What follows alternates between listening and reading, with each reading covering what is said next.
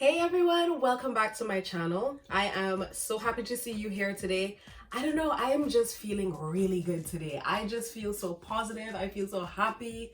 I mean, no matter where you are today, no matter what the weather is today, it is a good day to be alive. Okay, it is a great day to be alive. And if you are feeling down today, if you're feeling depressed, not feeling your best, I'm hoping that my good positive energy is like seeping through the camera and will get over there and just kind of lift your spirits and just make you feel really good. Anyway, so I have a really good video for you guys today, and I'm hoping that it will just inspire someone to kind of just get the process started, start looking into it, start getting things together. That is my aim for almost every video that I shoot. Inspiration, just that little kick in the butt to get things going. So today's video is how I bought my first home at 25. Notice I said first. I only have one home, but I'm putting it out there in the air because I'm like, the second one is coming to follow. Jesus, who taught me English? The second one is soon to follow.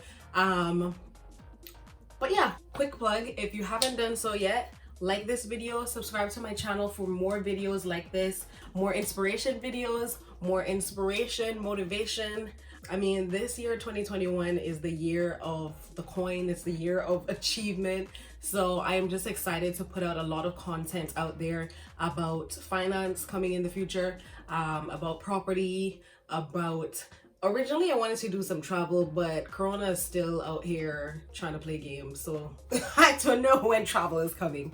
But yeah, I hope to see you more on my channel, so hit that like button, hit that subscribe button. All right, so let's get down to business. How I bought my first house at 25. The first thing I wanted to note is that the prospect of buying a home seemed so scary and so adult. Like, the first time the idea came to my mind was when I was 24. And I was like, being in my parents' house, while wonderful, is annoying at times. Because as you get older, it's just like, all right, I need my own space. So I was looking at the rental market and stuff, and then I'm like, okay, I'm working a good job. I'm getting, a good salary. It's a permanent position. What about buying a home? And then I'm like, woo, that sounds like the scary, far-off goal that only privileged people get to achieve. But then I said to myself, okay, let's think about this some more. And I thought about it more. I meditated on it more. I did my creative visualization exercise, and I think that's the first step I'll identify to buying a home, because I don't want this just to be a story about how I bought my first home, but I want this also to be a quick guide for how to get started. The first thing I did was identify the goal. I would like to have a home. And then I meditated on that goal, and I did my creative visualization for, I would say, months. Let's say at least 2 or 3 months. I would, and if you don't know what creative visualization is, that's a whole other video. So I would suggest after this video, you can just Google it or YouTube it, and someone will explain exactly what it is. But a quick overview is, it's a form of meditation where you are meditating on your goals and you're painting a picture in your mind where you are seeing yourself achieving the goal. You're seeing yourself, if the goal is to have a house, you're seeing yourself shaking hands with whoever and getting the key, walking through your house, or you're seeing yourself sitting in your house, decorating it. What does your house look like? Is it 3-bedroom, 2-bedroom, 1-bedroom? What's the aesthetic in the living room? Do you have 2 sofas? Do you have 1 sofa and a futon? Like, what is it looking? The idea is to stimulate your mind with pictures and even the feeling. How do you feel in your house? And that kind of gets your mind excited about this goal. It kind of helps your mind to realize, oh, this actually isn't something far-fetched that I'm aspiring to. I can see myself sitting in this house. This is something achievable. This is something I can do. So that's one step in creative visualization. And the other step is, I think people make the mistake of just visualizing themselves achieving the goal or at the end of the process. But it's also important to see yourself in the process of achieving the goal. So see yourself viewing houses, see yourself speaking to the bank, see yourself signing papers. Like, what are the steps that you have to do? Because if you only focus on the end goal, you're just a dreamer. and you don't want to just be a dreamer. You want to be able to achieve these dreams. So you also have to visualize yourself doing the work, putting in the work to get to that goal. But yeah, that's the first step. Meditating on the goal and employing creative visualization. So I didn't wait until because remember I said I did creative visualization for 2 to 3 months. I didn't wait until the end of 2 to 3 months to start doing anything. After the first 2 weeks of meditating and creative visualization, I started the process. And the second step in purchasing your home is the information gathering stage, right? Obviously, if you're watching this video, you might, more than likely, you haven't purchased a home before and you're not familiar with the process. I did not know the first thing to buying a home. I mean, of course, I knew you had to get a mortgage of some sort, but that was about it. So I went on a journey to finding out all the information I could about how to purchase a home. So I spoke to maybe people my age who I know have already purchased a home, spoke to my parents about how they purchased their home, spoke to some other people maybe at work who I know owns a home. So I just went on information gathering journey, and I gathered all the information that I could. The most important step in information gathering, after you've spoken to, friends, colleagues, family, the next step and the most important step is speaking to financial institutions, because now you need to figure out what they require from you. What do they require from you to give you a mortgage? I mean, fam, if you got the cash to just drop on the home, then by all means skip this step. I don't even know why you're here. Go buy your home. But for the rest of us who need a little help from the bank, the next step is to identify, I would say, 4 to 5 institutions that offer mortgages, and contact all of them and find out their requirements. So I basically just sent out an email to 5 different banks back home, letting them know, hello, hey, my name is X, Y, and Z. I'm interested in purchasing a property and I would like to know what the requirements are for having a loan with your institution, what the requirements are, and I would like to know how much I would be able to borrow with you.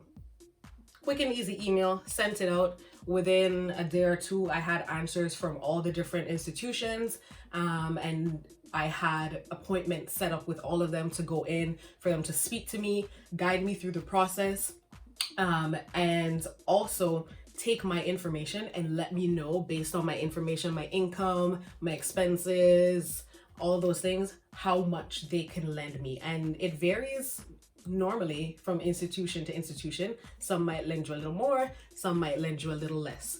And some might have better rates than the other, and that's why it's important not to just go with the bank that you normally use or the institution that you normally use. You'll be surprised to see how different each institution is and how different, the different requirements, and honestly, how the level of accommodation changes or is different with different institutions, because you might get a very receptive and warm welcome from one bank, and when you go to another one, it's like this very cold, I don't know if we can do this, blah, blah, blah. Go to different places, because different places will welcome you in a different way. Different places will offer you different deals. Some places will be willing to work with you and say, hey, oh, you're this age, this is your first home, we might be able to offer you a lower rate, yada, yada, yada. And another bank's like, nah, this is the rate. So shop around. If you're making a huge purchase, it's always important to shop around to make sure that you're getting the best deal. And it's extremely important for something such a high value purchase as a home, because that's something that will tie you in financially for a long time. So you want to make sure that the mortgage you choose, the loan that you choose, is coming with the best benefits. It's the best fit for your life and what you're trying to do. Another important tip for the information gathering stage is finding out if, whether it's with your financial institutions or your government, if there are any programs going around that you can take advantage of. For instance, back home in Cayman, we have a first-time home buyer program, where if you are, I think it's under a certain age. Is it under a certain age? I can't remember if it's under a certain age, but it's definitely if you are a first-time buyer and you're a Caymanian, you get your stamp duty waived. So stamp duty is basically a 7.5%. It's basically a tax. So you would have to pay 7.5% of the purchase price to the government. I don't know if that's changed so far, but that's normally what happens. But the government has said if you are a young Caymanian and you are buying your home for the first time, they completely waive that 7.5%. So that drastically reduces the amount of deposit you have to put down for your mortgage, which was very helpful because the deposit for purchasing houses is actually huge. So anything that will reduce that deposit is a godsend, and that's something I was able to take advantage of. And yeah, that was great. So different countries might have different things going on. Definitely do your research, check with your government website, check with friends and families check with friends and family if they know of anything going on like that. Check with your loan officer. They would definitely know if there are any type of programs going on that you can take advantage of. The next tip for information gathering is finding a really good agent.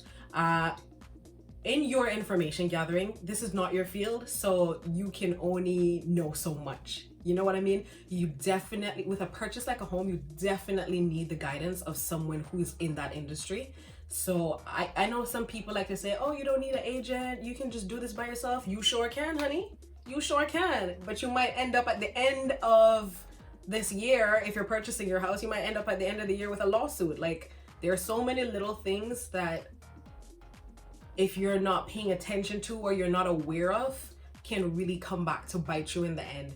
It's very important to have an agent because, again, this is a high value asset. You don't want to make a mistake. You know, the tiniest of mistake that you make buying something in Walmart, that's nothing. Okay, if I made a mistake, bought something wrong, it's $5 or £5, that's fine. This is a house. This is hundreds of thousands of dollars. You don't want to make a mistake with hundreds of thousands of dollars. You don't want to spend all this money on a home only to find the foundation isn't right, the roof had something wrong with it that you didn't see, you know. Oh, so much can go wrong. So it's definitely important. Get yourself a good agent. Agents are always advertising on social media, just on Google, anywhere. So just type in local real estate agent, a whole list will come up. Look through and figure out, you know, make some calls, make some emails, figure out who fits best with you, and go from there. Now, a lot of people skip the information gathering stage and they just go, oh, I want a house, and they get excited and they start looking at houses. Don't do that. Don't make that mistake, because how are you going to look for a house when you don't yet know how much you qualify for with any financial institution?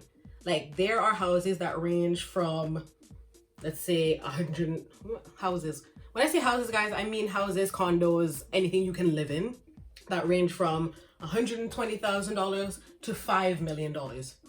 Where you don't know where in that range of prices you can afford or you will be able to get a loan for. So how are you gonna go looking for houses and you don't know what you can get? It makes no sense. It's a waste of your time. It's a waste of the agent's time, because yeah, it's just a waste of time. Let's not waste time. The first step is always to gather the information, and in gathering the information, finding out how much you qualify for from an institution. So that's the first thing I did, and I think at that time I qualified for maybe up to, if it's not 360,000, it was 400,000 was my cap. So then I found my agent, and then I know now that I am looking for homes between 0 and 400,000. So that's definitely a tip that I think is important, because this is a long process. Like, you don't want to make it longer by looking at a million houses only to find out you qualify for one of them, you know? Okay. So the other tip I would say is, so I just told you that I qualified for up to 400,000. Never purchase at the higher end of what you qualify for. This is, again, another thing that people get so excited about. Like, what? I can buy a house for $400,000? this is great. And then they go look for houses for $400,000. And then I'm like, fam, no. Because interest rates, prime rates go up and down throughout the year, right? Let's say prime goes up, which means your mortgage repayment is more expensive. If you are at the higher end of what you can afford and prime rates go up, it means that the price for the house or the mortgage repayment is slowly moving out of the range of what you are able to pay monthly. And that is how houses come up on the foreclosure market. You don't want your house to come up on the foreclosure market. So give yourself some room in your range, in your price range that the bank gives you. If you can afford 400,000, don't get a 400,000 house. Get a 300,000 house. Get a $250,000 house. You know, give yourself some space in that range for things to go bad and things to go, because there's anything I learned in life, if things can go bad, they will go bad. And what you want to do in giving yourself that range is giving yourself room to mess up and for things to go bad. But if you have enough room, you can wait out that bad period until it comes back down. You know what I'm saying? So yeah, definitely never get on the highest end of your range for buying a house. All right, so the information gathering stage was done. I knew about the process in general from speaking to friends and family. I knew about programs going on in my community that would, you know, help me purchase this house. I knew exactly which institution I was going to go with because I spoke to a whole bunch of them and I identified the one that was giving me the best deal. I knew exactly how much I qualified for. I knew exactly what price range I was looking for. I also knew which agent I was going to be working with, which company I was going to be working with. And now it was time to look at homes. So I told my agent, okay, this is exactly what my bank says. This is what I qualify for. And this is the area that I'm looking to live in. And we went on from there, looked at a few houses. And you know what's interesting? I looked at a few houses, looked at a few condos, and some of them were nice and they were good. I was like, okay, yeah, this is nice. But when I saw the house that I purchased, I walked in and I knew this was my house. I was like, this is perfect. It was in the right area. I don't know, like you just know, like I walked in and there was just this energy and this calmness that I was like, this is it. So I purchased a 3-bedroom home. I believe it was 1,500 square feet. It was all one level, 1,500 square feet, 3 bedrooms. And I absolutely loved this house because as you walked in, it was an open concept, kitchen over there, living room over here. It had like I don't know what the right names are. It's not a chandelier, but like those lights that drop over like the counter in the kitchen. It was great. Dining room area, washroom area, 2 bedrooms to that side, and they shared a bathroom. And the master bedroom here was really big and really nice, and it had its own bathroom with a his and her sink. And my favorite feature of my house, a walk-in closet. I was like, yes, Jesus, this closet is huge. And then it had the shelves built in for like shoes and bags. I was like, this house is for me, fam. And outside it didn't have a huge yard, but a big enough yard space for me.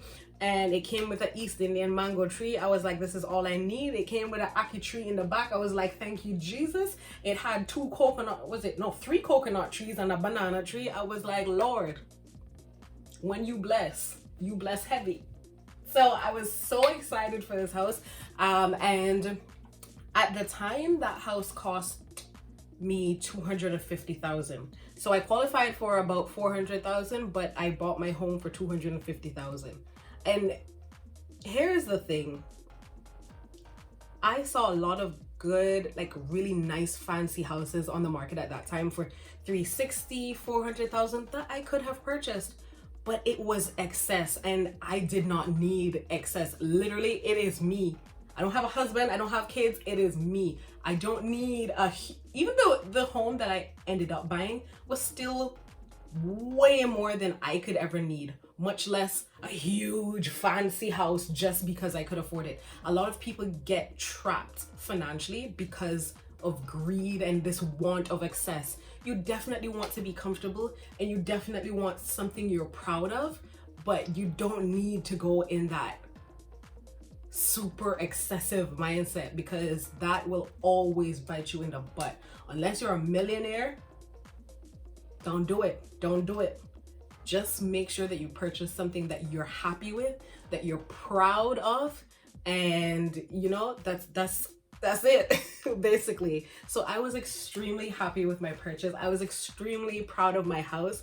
I painted the whole I mean, this is gonna sound weird for some people, but some people will understand. The house is this like bright blue on the outside. I was like, nah, this is not me. I painted the whole house outside black, and then I painted the windows and the columns outside gold. Because I'm too much.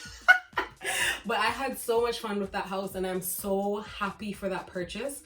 And honestly, I purchased at the right time, because if I had tried to purchase my house maybe 2 years later, oh my gosh, like the value of that house has gone up quite a bit. And I haven't valued it recently, but even 2 years after that, it went up by like 10,000. So I'm like, thank you, God. Thank you, God. And you know what? I'm going to put a plug in here, because when you receive bits of information like that, you need to act on it fast. And what I mean by that is, like, I'm just minding my own business and the thought came out of nowhere. You need a house. You need to buy a house. And had I ignored that thought and was like, oh, I can't do that, or I have time, I'll do that later, that window at which the house was super affordable would have passed, because in the next year or two, the housing market in the Cayman Islands took off and everything went up in price. And it's not that I couldn't afford it then, it's just that it would have been way more expensive. My mortgage would have been way higher, you know? So I'm so thankful that I acted on, I call those thoughts inspirational thoughts, or thoughts of inspiration, thoughts that, you know, like you didn't create, like it just popped in your head and you're like, where did that thought come from? Those are thoughts of inspiration. I really have found out throughout my life, because I've had a few of them, and a few of them I didn't follow, and later on I saw where, oh crap, Akeel, had you followed that thought, it would have paid off really well for you. It would have worked out really well for you. So I'm just passing that tip on. Sometimes you will know those thoughts, because it's not every thought you should act on, but they're thoughts of inspiration that you're like, ooh, that's a good idea. Act on them. At least, and by acting on them, I mean at least gathering the information and seeing where it can go. Yeah, and that's how I bought my first home at 25. I would say it was a combination of acting on thoughts of inspiration and not allowing fear to hold me back, because as soon as that thought came to my mind, the next thought that came back was, nah, you can't do that. That's such a out there idea, or that's such a unattainable goal, or you don't even know what the process is, more than likely, or you're too young, or you know, like there was a barrage of thoughts after that trying to push that thought down. And I said to myself, what is this? This is fear. This is fear trying to hold me back, and I'm not gonna allow it. Let me at least see if this is something achievable for me. And I just want to drive that point home. Don't let fear hold you back from your blessings. Don't let fear hold you back from what's out there for you. I feel like I've done that so many times in my life, and I feel like many of you, loads of you out there can attest to having fear hold you back. Let's not do that in 2021. Let's explore, let's push fear to the side, explore, and actually achieve those goals that we think we can't, or achieve those goals that we think are too big for us. Because at 24, 25, I definitely thought, who am I to have a house? And then I realized, who am I not to have a house? Why can't I have a house? And what else do I really want that I'm allowing fear to hold me back from? So I'm gonna leave that thought with you guys. And if you enjoyed this video, if you found any value in this video, please like this video and share this video on Facebook or Instagram, wherever you normally are. I hope that you have found some good information. If you're looking to purchase a house, I hope that this gave you the little fire under your butt that you need to get going, because the other thing about it is times like these are hard. You know, a pandemic, global recessions, anything like that is really hard. But at any time there's disruption in the world, there's opportunity. And don't let the opportunities pass you by. I'm just gonna say that. Don't get distracted so much by what's going on that you're letting the opportunities fly under your radar. Keep your eyes open. I love you guys, and I'll see you in my next video.